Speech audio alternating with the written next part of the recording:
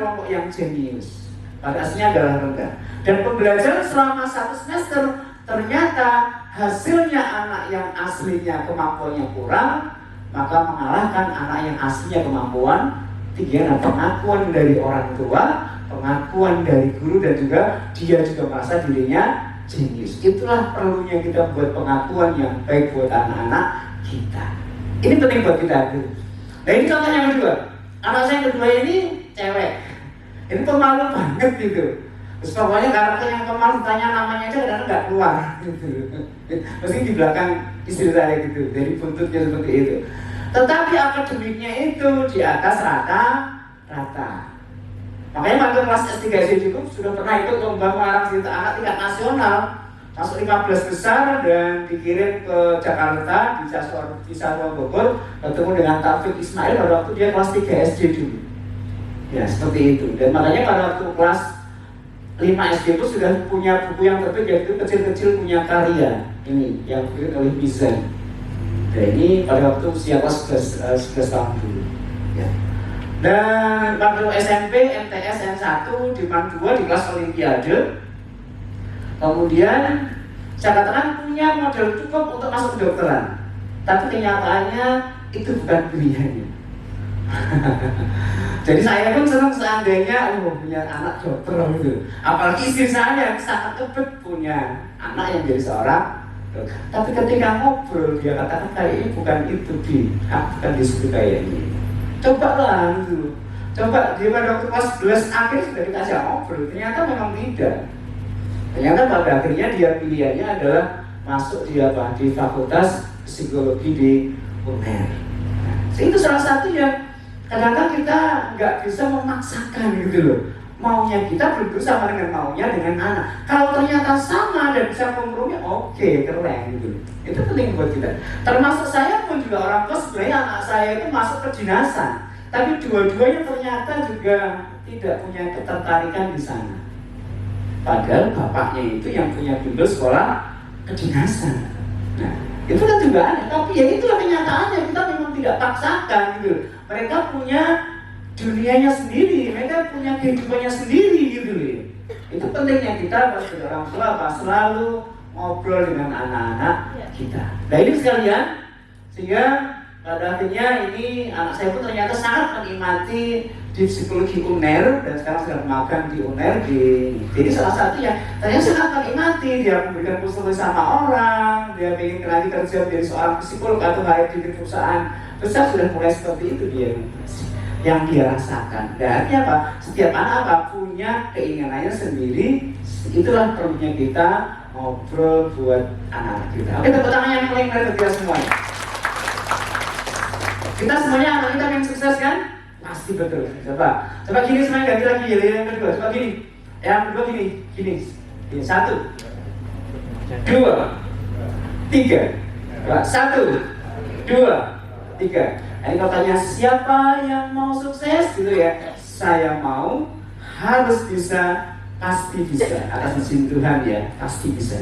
Siapa mau sukses, saya mau, harus bisa, pasti bisa. Tepuk tangan semuanya. Oke, ini betul. Jadi kita harus inginkan seperti itu. Kita sepakat bahwa sukses adalah sebuah proses perjalanan.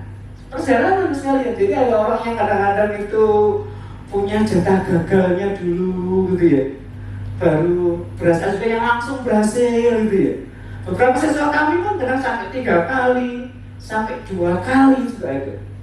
Termasuk orang tua dari Batara ini, itu kan 2 kali Pak ya. Tahun pertama belum berhasil, tahun kedua alhamdulillah bisa berhasil diterima di Akademi Angkatan Laut AL. Tepuk tangan buat ayahnya Batara. Nah ini salah satu, sekali memang proses perjalanan, asalkan kita tidak putus asa, tetap ya coba dulu ketika itu menjadi keinginan terkuat kita seperti itu sekalian. Baik, jika sekalian ini makanya sekalian kita akan sering-sering masalah anak kita. Jadi ada kalimat tak ada gading yang tak retak, betul nggak? Artinya sekalian gading yang retak itu malah gading yang asli, betul nggak? Kalau yang mulus nggak retak itu namanya apa? Gading apa? Gading palsu, dari plastik, dari akrilik. Jadi kalau anak-anak kita itu punya letak dikit-dikit, crossing itu adalah bagian dari kesempurnaan manusia gitu loh ya. Mesti dari Quran mesti ada kelebihan tadi itu. Nah sekarang saat yang saya bisa lihat terkait dengan permasalahan kita. Coba Bapak Ibu mungkin di sini siapa yang masih merasa ada masalah? Anak kita, Bapak Ibu merasa ada sesuatu yang belum sesuai harapan kita. Bisa belajarnya, bisa akhlaknya, bisa kebiasaannya, bisa adabnya, apapun lah. Coba saya dua orang, saya yakin gak ada satupun orang tua yang tidak punya masalah terhadap anaknya. Ada di sini masih kurang di sini gitu ya. Pasti ada yang nggak sesuai harapan kita, pasti ada gitu.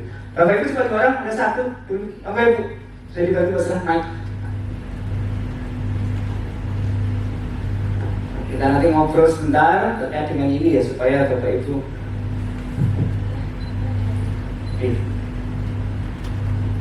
kenalkan nama dan orang tua dari siapa sih? Bismillahirrahmanirrahim. Assalamualaikum warahmatullahi wabarakatuh. Waalaikumsalam. Perkenalkan, nama saya Ibu Ilmi, putra saya Mas Ari dari Man 1 Trokomas. Permasalahan saya seperti ini Pak.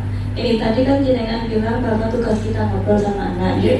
Terus kendala saya, Mas Ari ini selama ini ada di Ma'had, di asrama. Dan selama saya komunikasi dengan anak itu hanya waktu kunjungan, waktu berpulangan gitu aja, dan hanya sedikit-sedikit lah. Dia kan banyak keluarnya sama teman-temannya ini. Karena sempat saya tanya, Mas mau kemana gitu, mau ambil apa gitu. Aku mau KAI mah gitu.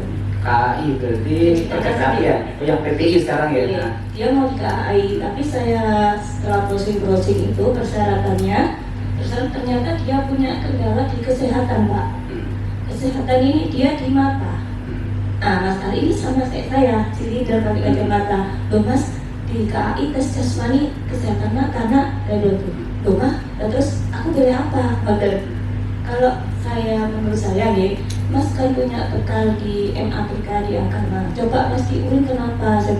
Aku nggak suka dan gitu. Mama sudah menentukan aku dari TK, SD, SMP sampai SMA. Sekarang kuliah aku sendiri gitu. Oh gitu ya. Oke terserah Mas. Mama cuma kasih pandangan. Semoga aja Mas Ari bisa di KAI.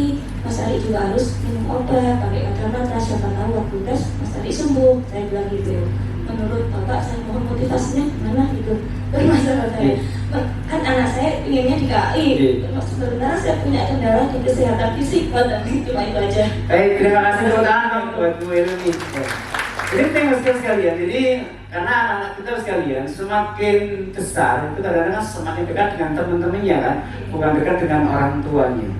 Bahkan saya sering kali mendengar cerita anak saya kuliah itu, beberapa anak yang kuliah itu kadang-kadang ya jarang merasa nggak nyaman pulang. Ada juga yang sama seperti itu sekalian.